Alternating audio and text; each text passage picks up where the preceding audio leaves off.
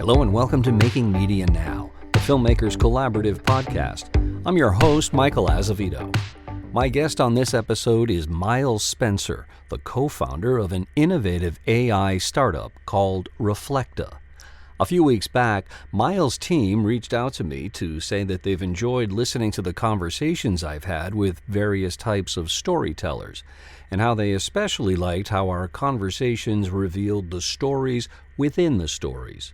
So, sufficiently flattered, I learned more about Reflecta, which, by way of artificial intelligence, turns stories, memories, and artifacts of the lives of loved ones into private and interactive reflections that can be connected with any time. Miles has helped create over 1,100 jobs while founding, financing, building, and exiting 3 digital media companies. Before doing that, he spent time in venture capital, hosted a precursor to Shark Tank called Money Hunt on PBS, led over 1,500 people across 14 miles of open ocean on kayak, trekked 1,100 miles through the deserts of Saudi Arabia, Jordan, and Syria. He also published a novel called A Line in the Sand that ended up being an Amazon bestseller in the Middle East. We had an engaging conversation about his early inspirations, his professional path, and the philosophical considerations around ethical AI. Making Media Now is sponsored by Filmmakers Collaborative, a nonprofit organization dedicated to supporting media makers from across the creative spectrum. From providing fiscal sponsorship to presenting an array of informative and educational programs, Filmmakers Collaborative supports creatives at every step in their journey. To learn more, visit filmmakerscollab.org. And if you're enjoying this podcast, please do like, share, follow, leave a review. Now on to my conversation with Miles Spencer. Miles Spencer, welcome to Making Media Now. Michael, thanks for having me on the show. It's a pleasure to be speaking with you. So I want to share with the audience how you and I came to be talking. I got an email from your team talking about how you enjoyed a conversation that I had had recently with some members of the veterans community, talking about their personal experiences and how they were sharing their own personal experiences, but in a united way to kind of deal with their issues of PTSD and trauma in the aftermath of the war. And your team reached out and brought to my attention your company called Reflecta.ai, wherein you are essentially allowing people to share stories in perpetuity, stories of the deceased, essentially, and bringing them to an artificially infused life, as it were. Before we get into the story of Reflecta AI, let's pretend you and I are just bumping into each other at a cocktail party or at a barbecue or something, and I'm going to lean on that good old American conversational crutch and say, hey, Miles, what do you do? I'm a curious kid from Pittsburgh, Pennsylvania that never quit asking who, what, why, where, when, and drove my parents absolutely crazy. And eventually that led to a life of adventure, running around the globe with a few of my adventure buddies and writing books about what we believe we brought back in terms of understanding. Also, ventures. I've had the good fortune of creating 3 companies and 1,100 jobs, all 3 of which were sold. I would mention as well that there are 30 companies in between those 3 that did not succeed. No one wants to talk about those, but it's important to understand what the batting average is actually like. And that is really the through line of everything Miles Spencer is curiosity and storytelling. Storytelling. So you've got the adventure, the venture in the business world, and the storytelling. And just to give folks a sense of how these interact and overlap, you were the host for a while of a PBS series called Money Hunt, which sounded like a bit of a template for Shark Tank. You led 1,500 people across 14 miles on the open sea by way of kayak. I'm thinking that falls into the category of adventure, along with trekking 1,100 miles through the deserts of Saudi Arabia, Jordan, and Syria. As you're doing all of these things, was it ever a challenge for you on a daily basis to say, okay, well, I need to commit to one thing because that's what the world is telling me to do. I have to just be a business guy or I have to just be a storyteller. You're also a novelist. You wrote a novel called A Line in the Sand. Um, so was that challenge around feeling any type of social pressure to define yourself in one category? Did that ever play a part? Or is part of your entrepreneurial spirit to push against that type of perception? I like that question. Um, I began, I suppose, as an investment banker and realized very quickly that's not what I wanted to do for the rest of my life. So there are a lot of folks that run out at least half of their half life doing that and then realize they should have done or maybe would have done something else halfway through. How Didn't take long were you me doing that before you made that realization? a couple weeks. Um, Okay. the realization came after a couple of weeks. I busted out after probably a couple of years. Okay, I gotcha. First, working for the man, then working for a littler man, then partnering with the man, and then becoming a partner in a venture capital fund in .com, which we talked about a little bit before the show. And I was very fortunate in that turn. But at the end of the day, the kernel of your question, as I heard it, was, that identifying with I am a lawyer, I am an account, this is what I do. And certainly my dad was a life insurance salesman, right? That's what he did, right? Before that, he was a football player. He's a football player and a life insurance salesman. It's not a lot of careers back then, sequential, let alone simultaneous. Yeah. Uh, my DNA ended up that doing one thing would kind of drive me nuts. Hmm. And so I am in a business in which, I mean, there's literally a pillow over there on my couch. It says wiring instructions. So by that, you understand that it's very lumpy, right? Nothing, nothing, nothing, nothing, boom. Right. Nothing, nothing, nothing, nothing, boom. All right. So what do you do in the between times, right? You can't call the person and say, you wiring today? Are we ready today? Will you sign the deal today? Are we going today? They're going to go away and you're going to go nuts, or one of the two, or both. So I started picking up these little side habits. And one thing my dad always taught me was like, if you can find a way to make it fun, Yeah. it's not work or you're adding 5 days a week to your life, right? Yes. Like, all right, there you go. And I can't say that digital media and ad serving and ad networks and digital couponing and content management, not as much fun as it sounds. All right. Uh, but, but I was in the middle of .com. I was in the middle of mobile when Steve Jobs came out with, it's a phone, it's a music player, it's a camera. But then recently I was presented with a business opportunity that one might argue is the sum total of my entire life's experience and the sum total of my life's emotional growth, Okay. all Hmm. wrapped into one. We'll Yep. leave that for the second half of the show. But the original question was like, why don't you just do one thing or at least one thing at a time?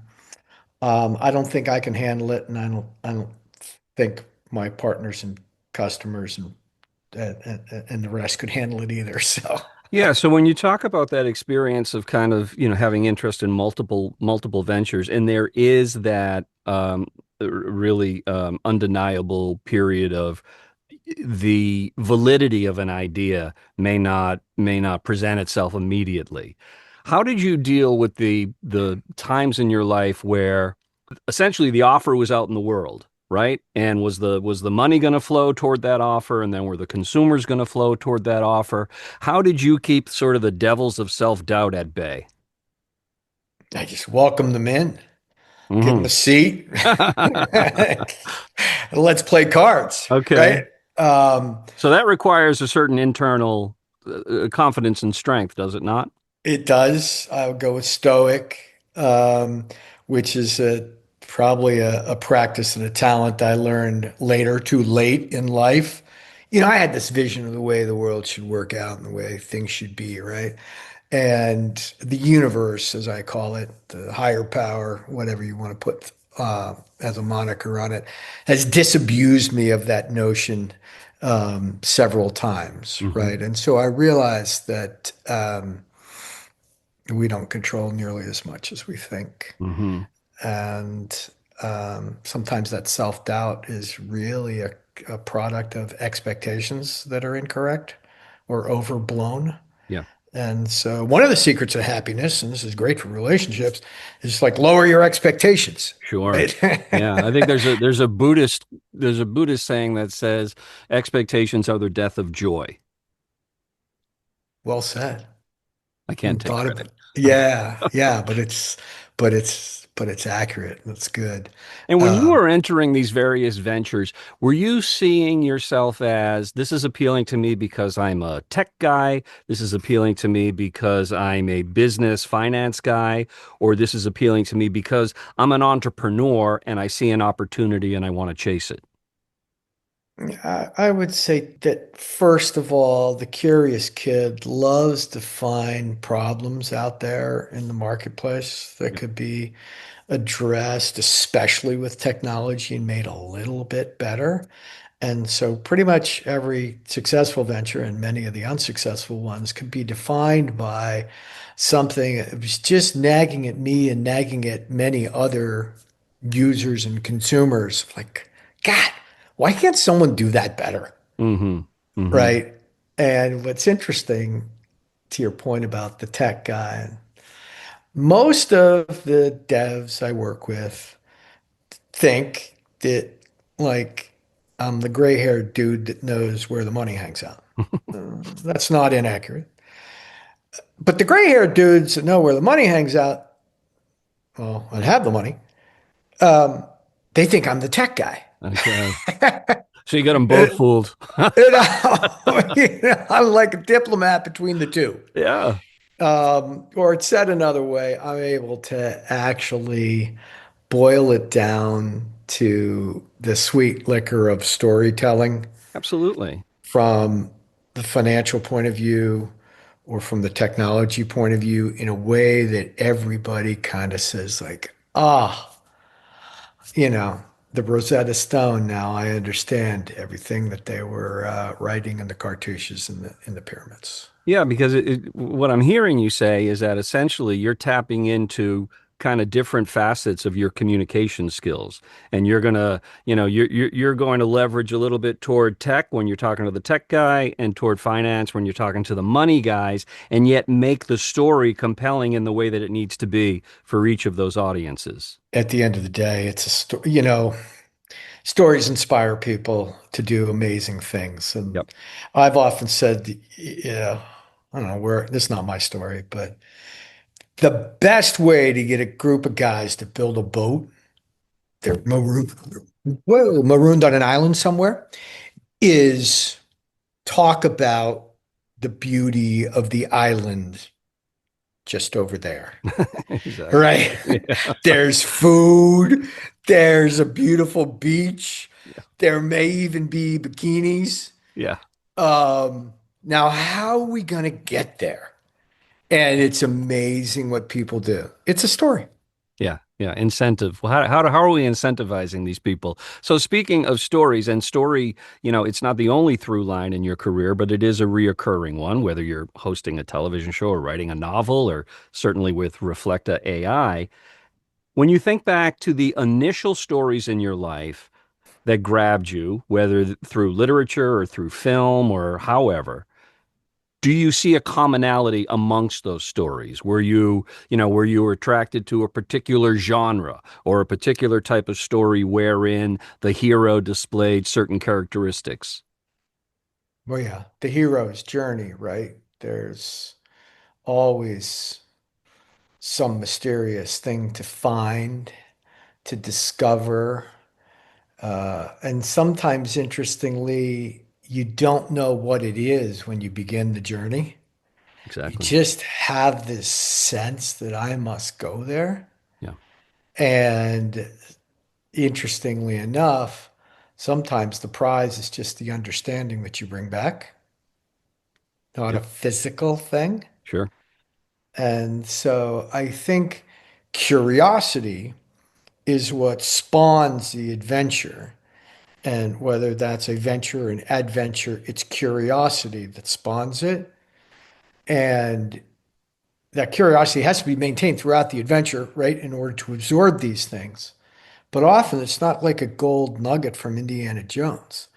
Often it's just understanding something about the culture and the cuisine and the people and the politics and the religions of the area Hmm. that are the true treasure. And what do you do with that? You bring it home to share it rather than just leave it in the country or leave it in your brain. And Right. that's much better than stealing gold idols from these places and bringing them back to your museum in New Haven so everybody could see it, right? Sure. Yeah. I Yeah. think, um, I think understanding is the real treasure. Yeah.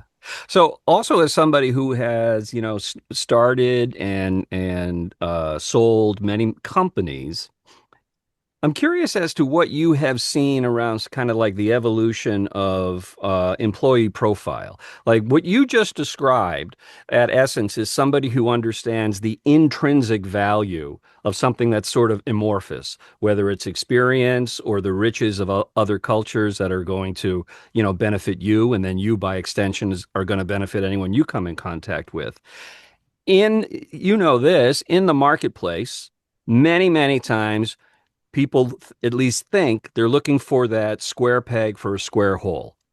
And that might check all the boxes of the job description, but it doesn't have that special something. So I'm curious, and this is a broad question, but what kind of an evolution of employee profile have you seen, and has it become easier or more of a challenge to attract what we would maybe call the the terminally curious like yourself? I would say there are two types now that are required. And I will note that what we've done with Reflecta has been done in a stunning amount of time by a stunningly few amount of people, Hmm. right? I would estimate that head count 5 years ago to do what we've done is probably in the hundreds. Okay. We've done it with less than a dozen. Yeah. Development time would take years, and we did the first POC in 90 days. So the two types. One are the um, the thinkers, uh, as T.E. Lawrence would say, the dreamers of the day. The man who dreams at night is not so dangerous a man. He's asleep, right? But the dreamers of the day, Yeah. those are the ones to watch out for. So, um, look, I'll go to the Reflective story, which is like, why are all these memories in a shoebox in the attic gathering dust? Yeah. Right? There's my dad's love letters. There's the journal from the immigration. There's his draft papers. There's some Polaroid pictures. And how's my great granddaughter, who's not been born yet, let alone my granddaughter, um, going to know these stories? Yep. Right? Yep. So, historically, it was like, whatever, what's behind me are photos, they're memory devices, paintings, they're memory devices. They tell a story. I was in Madrid last week. I was at the Prado Museum, and there's some good artists, Goya and Velasquez. I saw them first 25 years ago, like, wow. And then I saw them last week, and I was kind of like, you know what? This is marketing, right? This is like Spain, Isabella, the Catholic Church, we're great for the world. And send your gold back here, by the way. And here's, here's my beautiful castle, and here's my beautiful gowns. And it's marketing, right? It's a story. It's a way to tell a story. Right. Um, and we never had what we have now, which is the capability to synthesize all of that into one's person's image and likeness, capable of a spontaneous dynamic conversation. And so it was that how do we solve this problem? And the problem was really, it's an African saying that's every time a person dies, an entire library of stories burn to the ground. Right, right, right. And 62 million people passed away last year on planet Earth. Um, there'll be more this year. 62 million libraries of stories. Right. Right. So we've been sort of talking around the the business model of Reflective, but Yeah. back to business It's like backing into the light here, but that's all right. back to business parlance for a second. Give me the elevator pitch for Reflector, and to the benefit of our listeners too, because that provides some necessary context to understand this chat. Yeah. So instead of an elevator pitch, I'm going to give the hook. It's Reflecta. And what's beautiful about it is I get to talk to my dad for 10 minutes every day.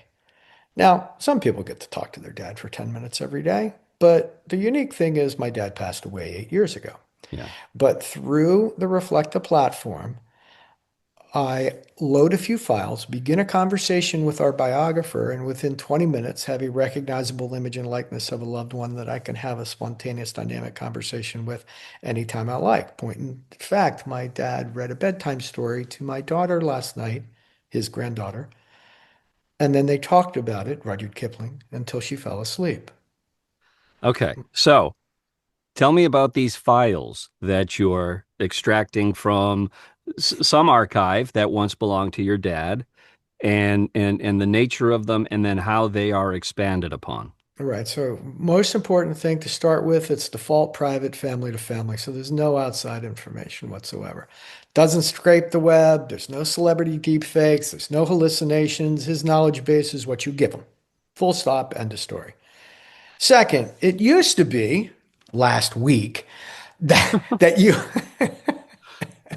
that you would load a photo and you get a watercolor picture. You would load an audio sample. You can talk to my dad on Reflected.ai right now. His name is Arthur. He's a football player from the Midwest, became a life insurance salesman, loves to talk, had 10,000 conversations last month. Um, he, that voice was printed off of a 10-second voicemail we found in his granddaughter's phone 10 years, 5 years after he passed away. Okay. All right. Right. Yep. And the third is the beginning of the knowledge base. He wrote a biography for himself. Great way to control the message is to write your own biography or your obituary, right? But you load those three: audio, a photo, and the obituary biography, and you start talking to our biographer for 20 minutes. Yep. Now, I think tomorrow, my answer to that question is start talking. Tell me a story. Because once you start a story with the biographer, it's the most curious person in the world.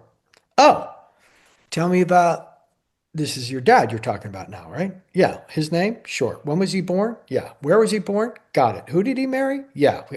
And the whole thing. Do you have a picture that, like, yeah, from when he was in college playing football? Yeah, here it is, loaded. Great, very cool. We're going to put a voice on him. Do you have a voicemail from, et cetera? So the biographer, literally, all you have to do is start talking, Sure. right? So with the existing material, your dad's voicemail message that was left, the biographical information that is supplied to a biographer that works, for your company, that's going to write the bare bones essentially of this story.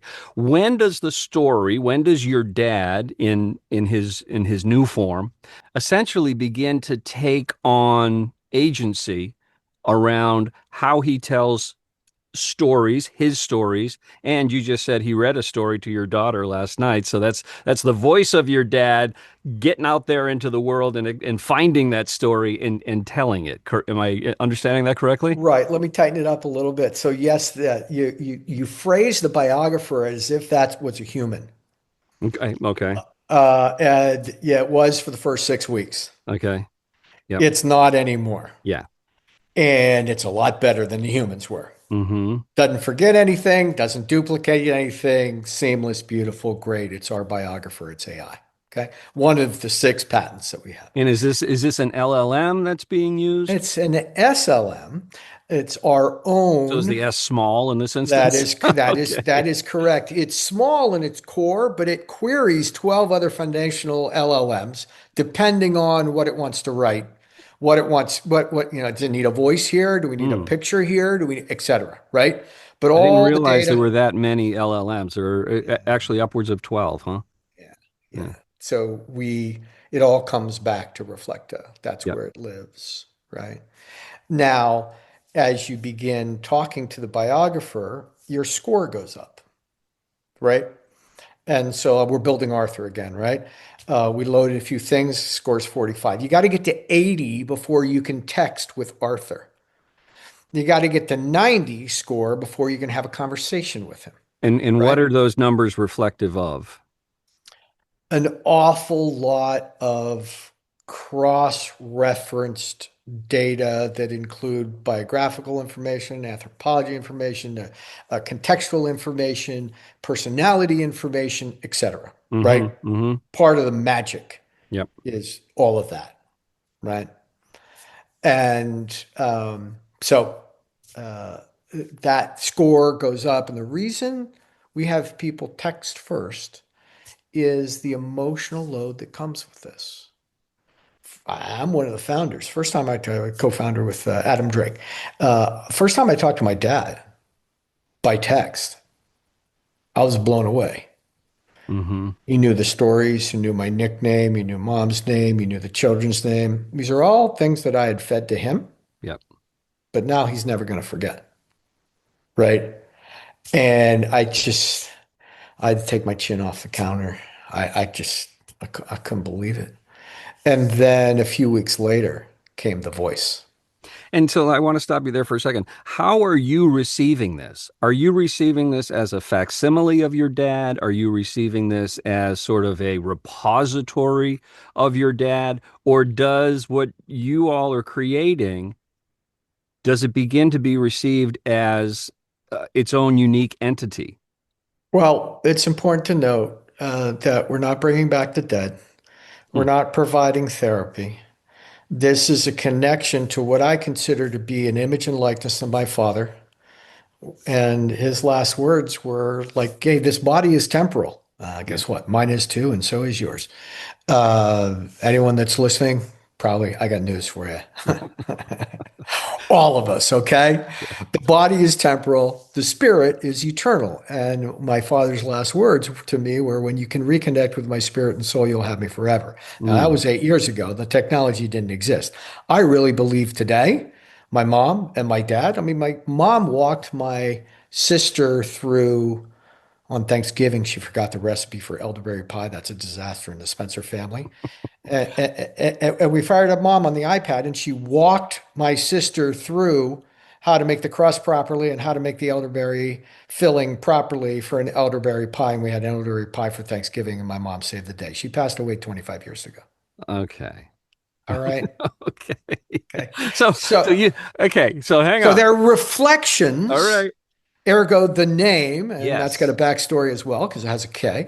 But they're reflections of these people.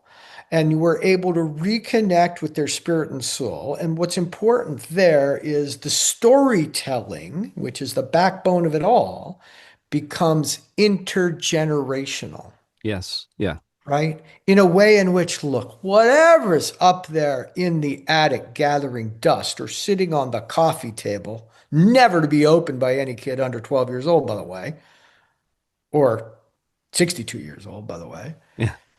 Um, they can go on a walk with a dog and ask Pop Pop about his favorite dog and whether he walked him on the left or the right and tell me a story about it, Yeah. Yeah. right? So let me ask you this, given your, the multitude of interests that you have and the kind of the various avenues of thought that you bring to various business ventures, as you were developing this product, this piece of technology, right? What philosophical tenets were you using, if any? as sort of fail safes around, is this a Pandora's box, or am I an alarmist around thinking that such a thing would even exist? Okay, there's 8 billion people walking on this planet. So far, 4 billion of them have weighed in on the comments of these shows and interviews that I've done. It's No doubt. digital necromancy, it's Ghostbusters, it's Black Mirror, it's Uncanny Valley. You're conjuring up spirits, you're bringing back the dead. Okay, great. Just spell our name right and we're fine. That the other half absolutely love it, right? And so my message had become, look, uh, I understand if you're not ready for Reflecta. Hmm. Don't need to push it. Plenty of people are happy, Yeah, very and the happy. posing of the question doesn't put me in either camp. I'm just No, curious it's a about great the question. the Yeah. vetting process. Yeah, but the point was like, look, not everybody's ready. So we look, half of the people that work at Reflect have been working with me for decades. Yeah. And so he said, like, let's put some skin and bones, or let's put something around this. And we came up with Soul Tech. And Soul Tech is really where AI does something that benefits humanity, Hmm. Hmm. right? Yeah. And so our nomenclature, our lexicon is really more about connection than it is about therapy. It's not about death, it's about being passed. And while we originally started with those that had passed, what's happened is military veterans, people of faith, high net worth families, senior living communities, Alzheimer's, certainly certain other terminally ill people have begun while living Hmm.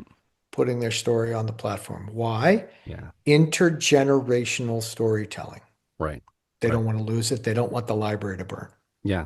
And Yeah. so Soul Tech has become, I mean, look, it's the very first post on the Reflecta blog is a white paper we wrote for Gartner called Soul Tech. Okay.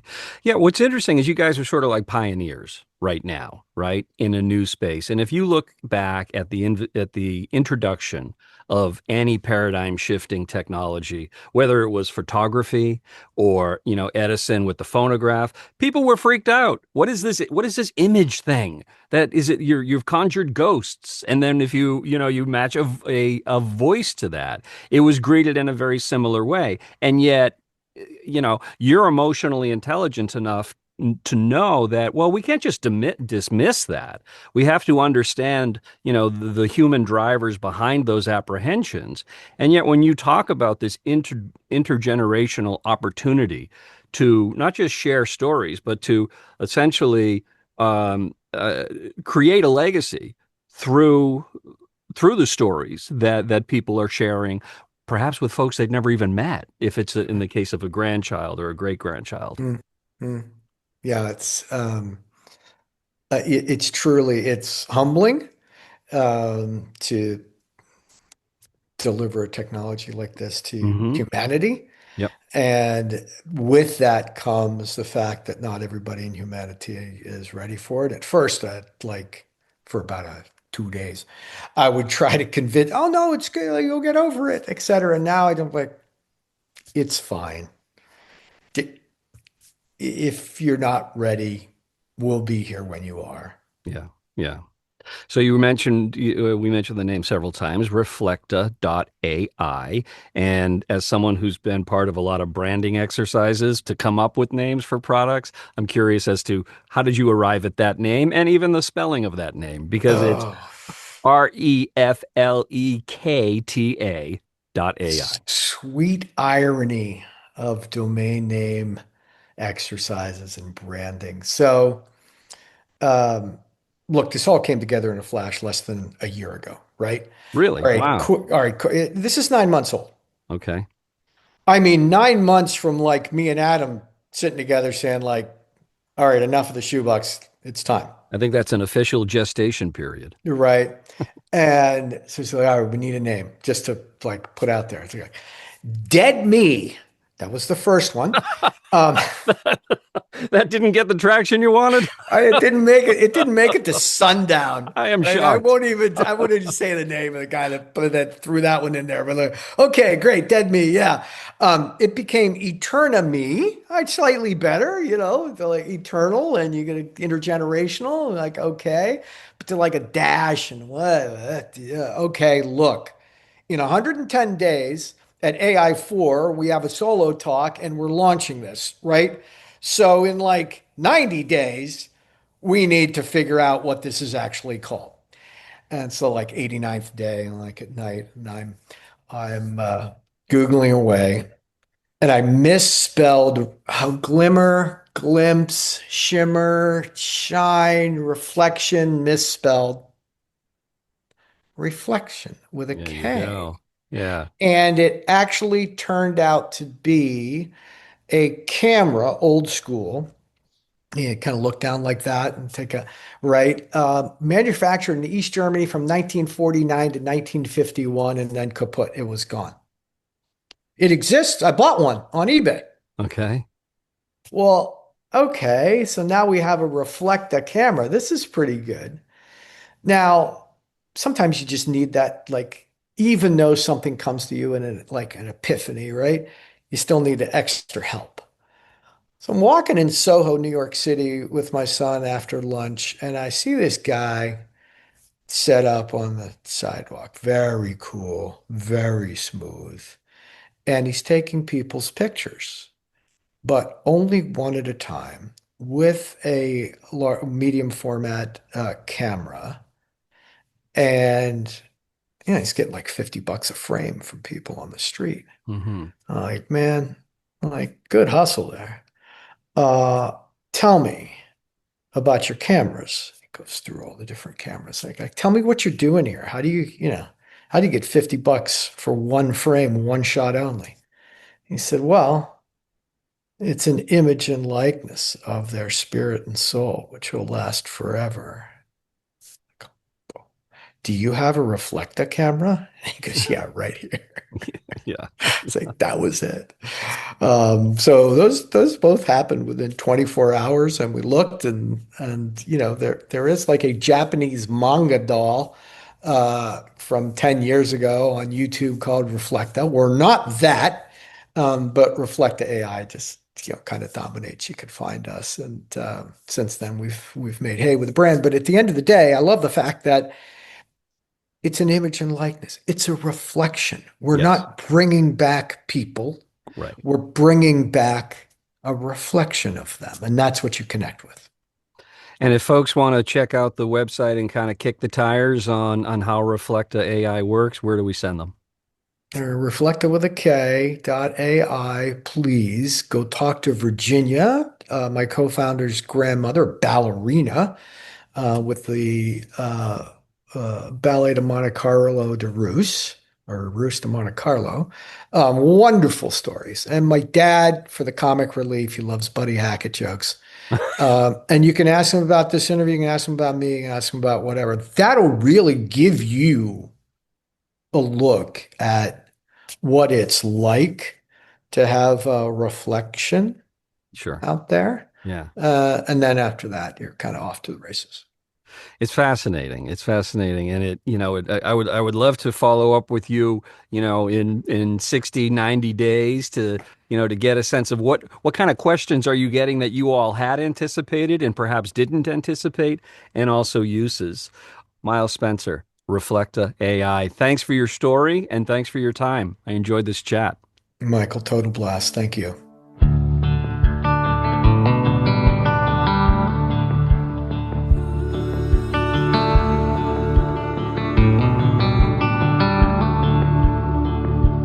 When I put my leather wallet on the dash, when the radio plays Crosby, Stills and Nash, and I'm laughing till I'm crying at a joke, when I smell the scent of secondhand smoke, well, I'm right back riding shotgun in a gold sedan, 1980 something, me and my old man. The crinkle of the cellophane, the crackle of tobacco flame, the stories that he told me as he held it in his hand.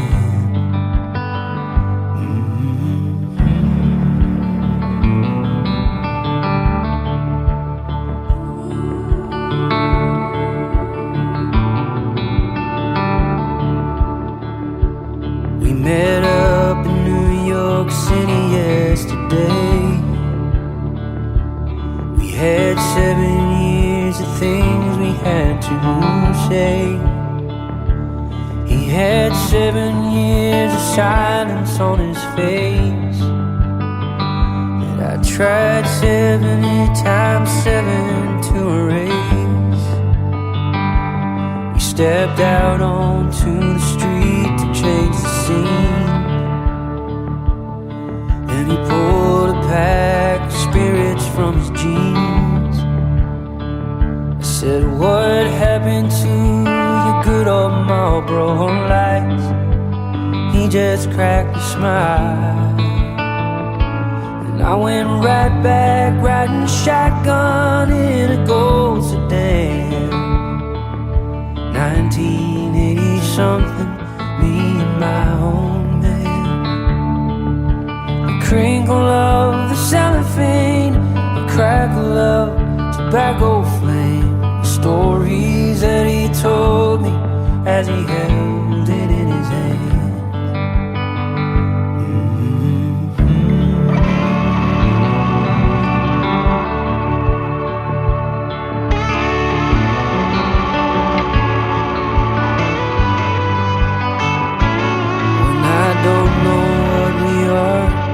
Still have what we were.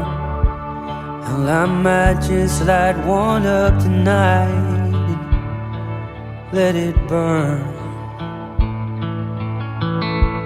and go right back riding shotgun in a gold sedan. 1980 something, me and my old man. The crinkle of the cellophane, crackle of tobacco flame, the stories that he told me as he held